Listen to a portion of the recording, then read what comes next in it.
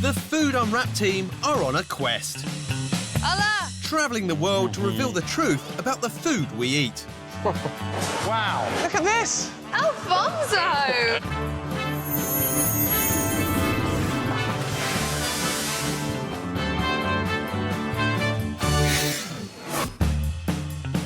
Tonight on Food Unwrapped, I find out if aged beef is worth the wait. See, a lot of people would look at that and go, oh, this is off. Intrepid traveller Kate discovers what's the stuffing in a stuffed olive. This is like a giant strawberry lace. And Chef Matt gets to know his onions.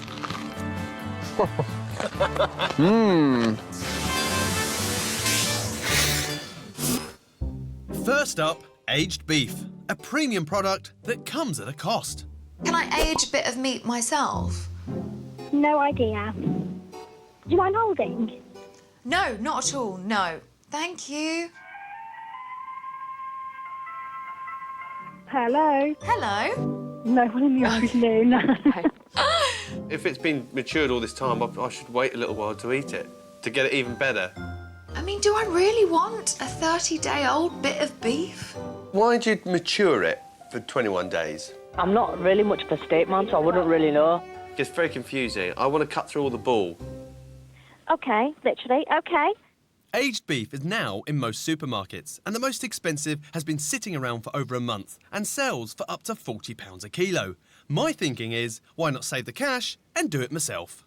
Let's see how my steaks are getting on. Now, this little beauty, been in here for 14 days. That doesn't look too bad. Yeah, smells a little bit fruity. That's 21 days.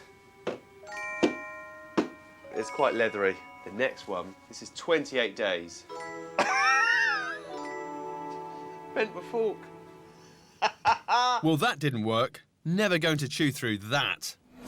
I've been sent to Coventry to find out how this expensive ageing works.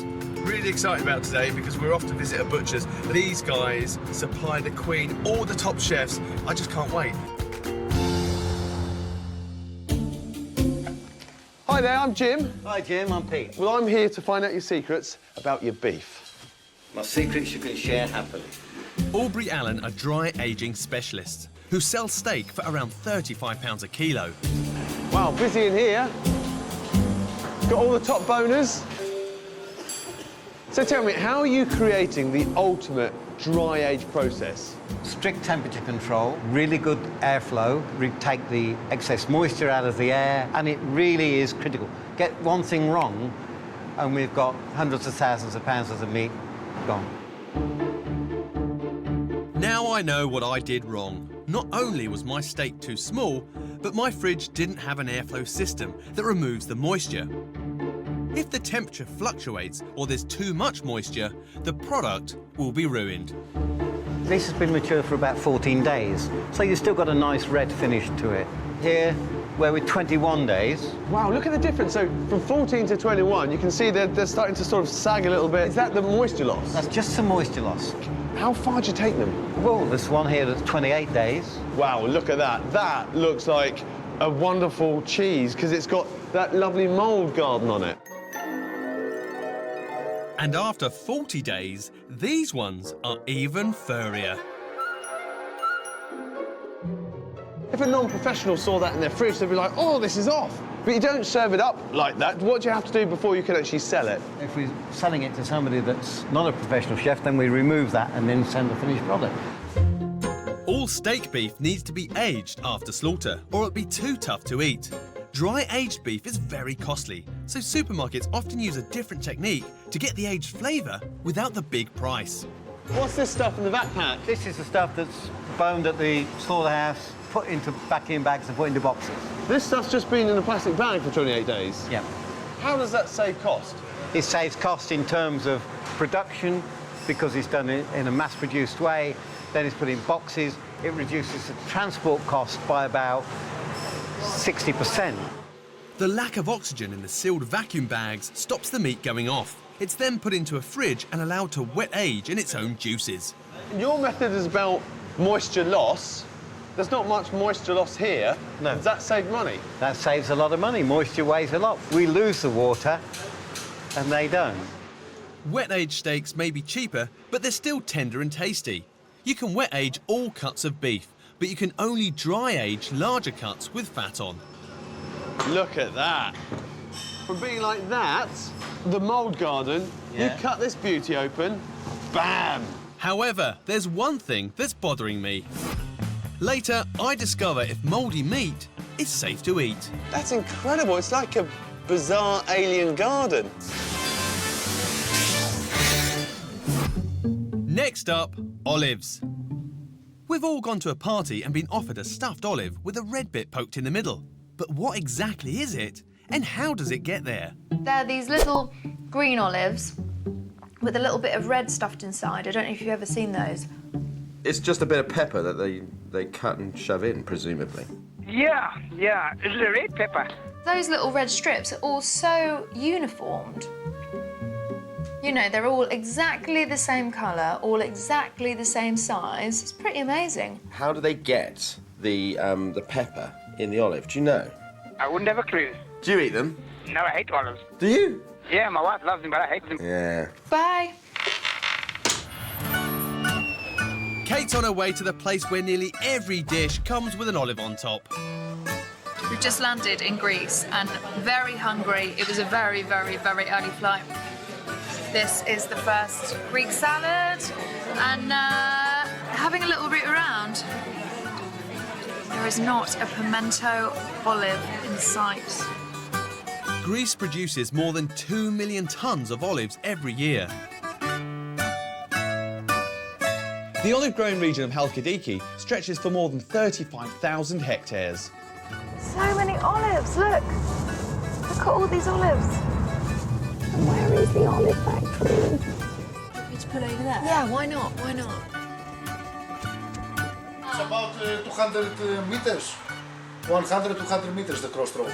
Great, great. So, right, and you will see the factory. Oh, thank you very much. Evkalistos. Okay. See you.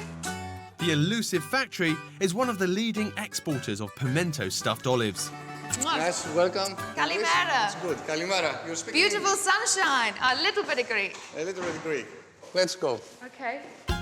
Export manager Christoph is going to let Kate into the secret of that perfectly shaped piece of pimento stuffed inside her favourite cocktail snack. And here they start the small olives coming down. You see how small are? Ah, okay. And then what have we got at the other end? And the other goes bigger and bigger.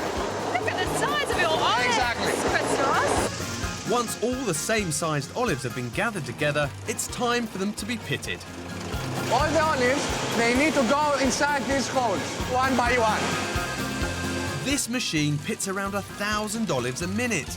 Christoph has slowed it down so Kate can see how it operates.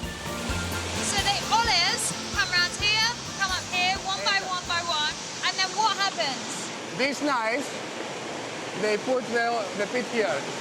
Pushes Exactly. the stone out, and therefore creates the hole.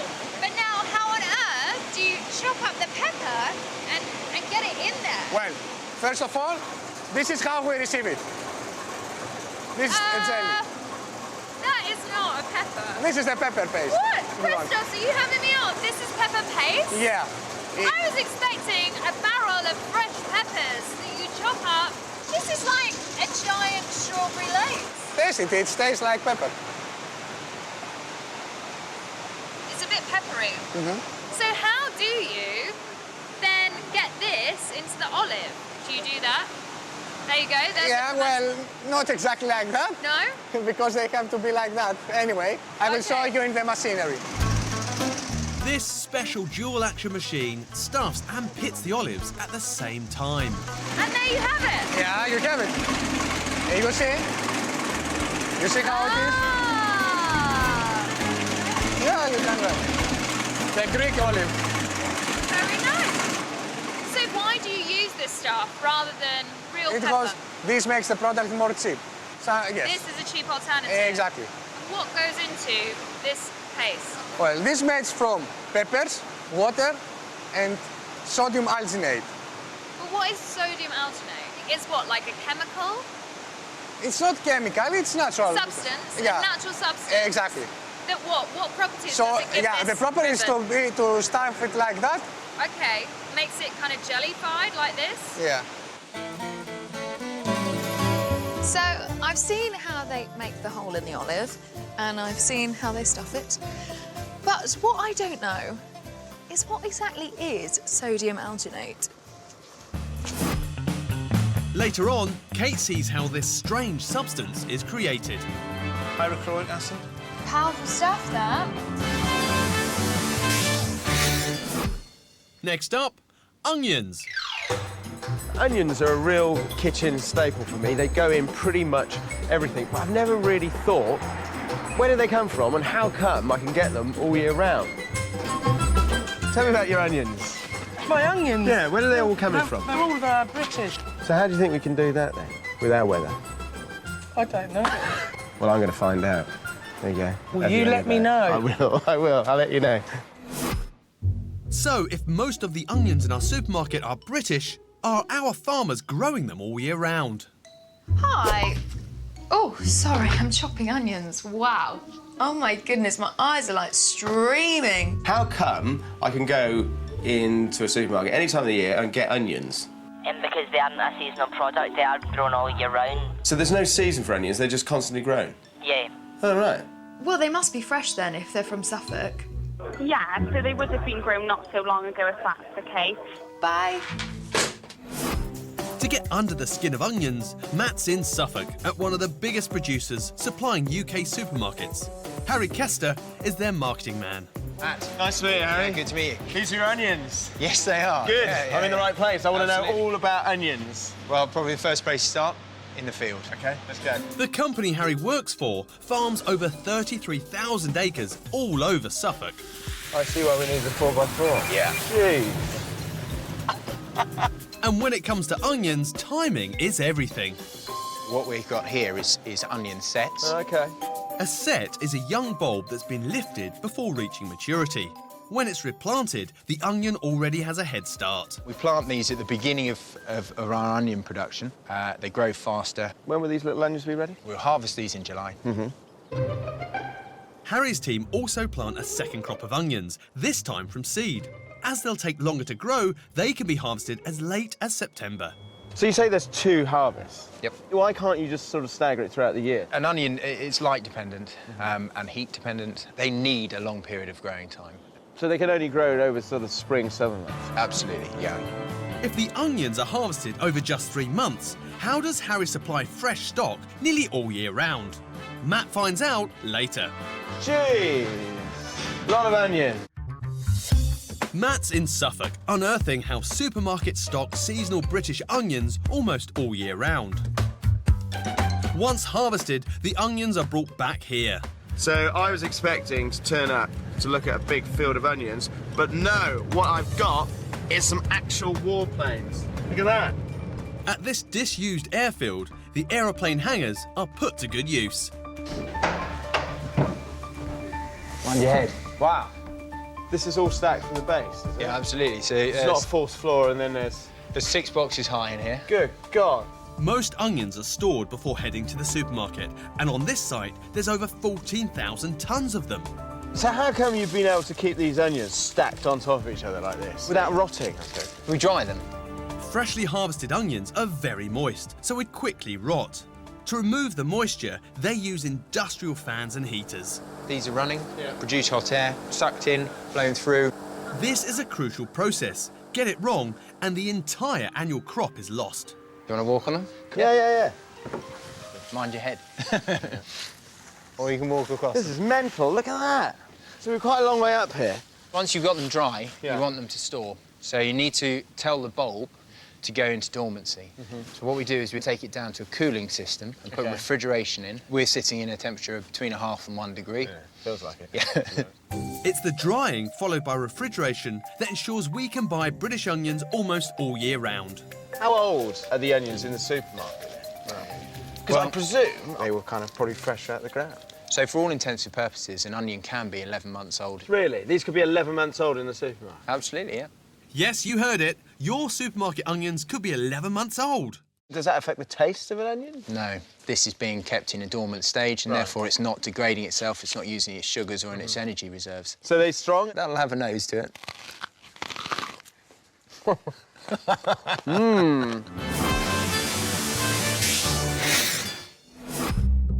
While in Greece, Kate discovered that the red pepper in stuffed olives isn't a pepper as we know it. What is sodium alginate? Now, she's on the case of this slimy substance, and she's come to Tyne and Wear in the northeast of England. We're on a beach in Newcastle, and I'm not entirely sure what we're doing here, but I'm here to meet a man who can tell me all about sodium alginate. She's been told to look out for someone in a Hawaiian shirt. Hello, I'm Kate. Hello, I'm Jeff. Jeff, oh, lovely to meet you. Who is hopefully a man who can tell me all about sodium alginate. Yeah? Well, this is where it comes from. This is kelp. What? This is what is stuffing my pimento olives. Well, it comes from here. You've got to extract it. Professor Geoffrey Pearson is an expert in molecular physiology and knows a thing or two about seaweed. This stuff, right, we extract the alginate and then it ends up in our olives, so it's obviously edible. Yeah. You so can eat that. I could eat, right, I'm going in. But do you want a bit? No. I tell you what, I'm already getting a sense of the same bit of pimento that I've got in my olive. It's kind of, you know, structured goo. Structured, yeah. So what I want to know, Jeff, is how do you get from this to sodium alginate that you can use in pimento olives? Well, we need to extract it in my lab. Great, well, bring your kelp. Right.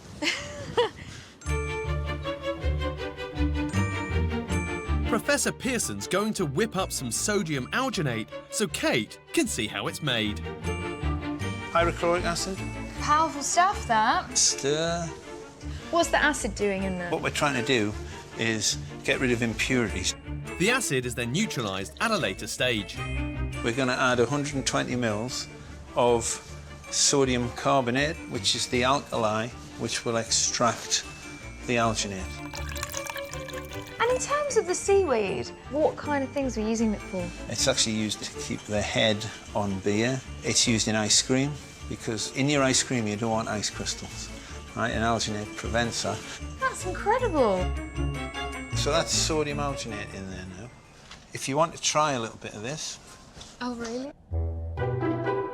Hello, mate. Hello. Sorry, I can't eat anything in lab, so I'm just gonna have to join you in your office. Okay. I can just put my finger in. Yeah. Okay.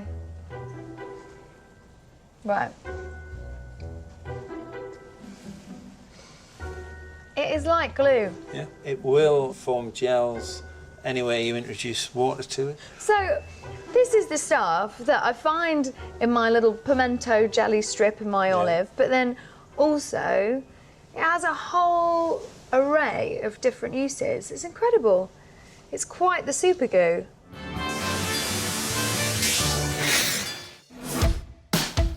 Some of our beef is aged for so long it has mould on it. How can that be safe to eat? See, a lot of people would look at that and go, oh, this is off. I want to find out why the mould on dry-aged beef isn't bad for me. So I've come to Leatherhead to meet food safety advisor Peter Waring. So tell me, what have we got here then? We've got a piece of dry-aged beef. Is that the mould there? That's the mould growing on the outside of it, yep. And can we have a look? We can, yeah. We've got a cut sample of it down the microscope. Look at that. 'Cause on the outside, it just looks like a sort of a snowy mess, It doesn't does. it? Have a look at it down there. That's incredible. A lot of people worry about mould on food. Is that OK to eat? That is because the mould that's growing there is a harmless mould that's kind of developed to grow on that particular type of food product. Doesn't produce any toxins whatsoever. So, because when you see mould on bread, you think, I'll throw that away. But if you see mould on beef... Yeah, so the mould on bread's not meant to be there. It could be penicillium, which can produce toxins. This is a mould called thamnidium, which doesn't produce toxins. So when it comes to using mould, you've got to have the right type of mould, and for that you need the right kind of conditions to hang your meat. That's exactly what you need to do. Not something I can do at home then. But can you really tell the difference between wet and dry-aged steaks? Hi there, I'm Jim. Morning, Ian. Hi, Ian. I'm Phil. Hi there. Professor Ian Richardson and Phil Hadley from the British Beef Organisation are testing wet and dry-aged steaks. So you've got a machine that just spends its time biting on steaks? Exactly. That's not a bad life, is it? In order to test tenderness, samples are taken from 3 cooked steaks. So what are we looking at here, then? What you're looking at is the fibres. Yeah. So in your muscle, they all run in one direction, and they're in little bundles, and that's what you can see there is a fibre bundle. So you can see running down here, these are the muscle fibres. That's right. As the mechanical jaw bites through the meat, it measures the pressure asserted. The less pressure used, the more tender the meat. When the machine bites down on it, do you ever hear it go, No? Sadly not. First up is the basic steak. At 3 pounds and wet aged for the standard 14 days. So it's the initial shear when it first breaks through, and that is about 3.5 kilograms, which is pretty tender for beef. Next up, the 21-day wet aged. It would set you back £6 a steak. Actually, That's very similar. That's very similar. That's about 3.5 kilos again. Not much in it. And finally, the top of the range, £15, 40-day dry aged steak. It's more tender. It's more tender. This is only 2.6 kilograms. So what does aging do to the steak? After slaughter, when certain enzymes are activated, they break into the fibres, and the enzymes are actually attacking specific points along there, and that means that you've got little breaks in them. So when your teeth cut into them, they find those breaks, and it appears more tender. So if I got a steak straight off an animal that's been killed, it's going to be really tough because the muscle fibres are complete. But as the enzymes work on them, they break those muscle fibres down, making it more tender, and the longer they break that down, the greater the beefy flavour. Yes, and the tenderisation comes first, maybe in the first 10 to 14 days, but then the flavour kicks in, and that takes longer to develop, which is why we now have these longer-aged products. If aging a steak for longer is more about flavour than tenderness, can I tell the difference in a taste test? It seems quite official. Do we get a certificate afterwards? I can maybe print something on the computer. All the steaks will be cooked identically and labelled as A, B and C. So that we can't see any difference in the colour of the meat, we're taking the test in red light. There we are, gentlemen. ABC from the left to right.